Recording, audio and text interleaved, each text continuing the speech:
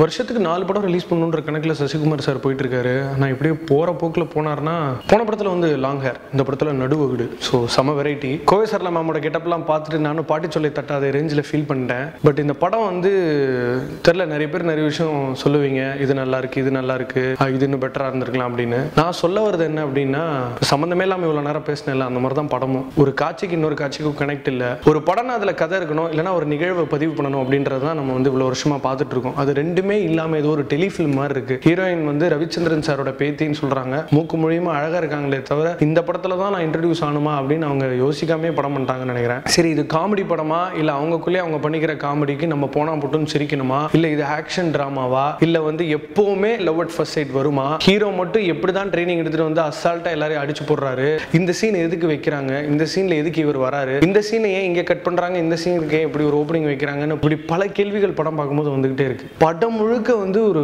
டிஸ்ஓரியன்டா யாராவது டைரக்ட் பண்ணா அப்படி இருக்குமோ அந்த மாதிரி தான் இருந்துச்சு. படம் முடிஞ்சதுக்கு அப்புறமும் வந்து ப்ளூபர்ஸ்ன்ற பேர்ல வந்து லைட்டா வந்து ஏதோ பண்ண ட்ரை பண்ணி இருந்திருக்காங்க. பக்கத்துல நிறைய லவ் ஜோடிகள்லாம் வந்து ஜாலியா இருந்தாங்க.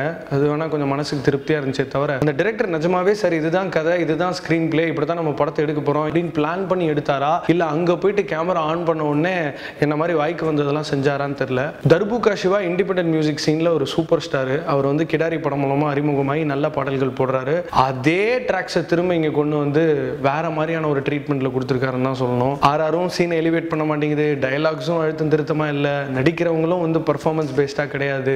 ரொம்ப substandard effort from the entire டீம்னு தான் சொல்லணும். ஒரு டேலண்ட் பவர் ஹவுஸ் கோவை சார்லாம் அவங்கள பயங்கரமா அண்டர் யூட்டிலைஸ் பண்ணியிருக்காங்க. It's a very futile attempt, completely gone wrong. இதே ரேஞ்சில் போச்சுன்னா சுப்பிரமணியபுரத்தோட இயக்குனர் சசிகுமாரை வந்து கூடி சீக்கிரம் மறந்துடுவோம்னு நினைக்கிறேன். படம் முழுக்க எல்லாமே பளிச்சுன்னு இருக்கு, பார்க்க கண்ணு குளிர்ச்சியா இருந்தாலும் சீன் ஃப்ளோ இல்லாததுனால, ரசிக்கும் விதத்தில் திரைக்கதை அமையாததுனால, பலே வெள்ளைய தேவா நாட் பலே.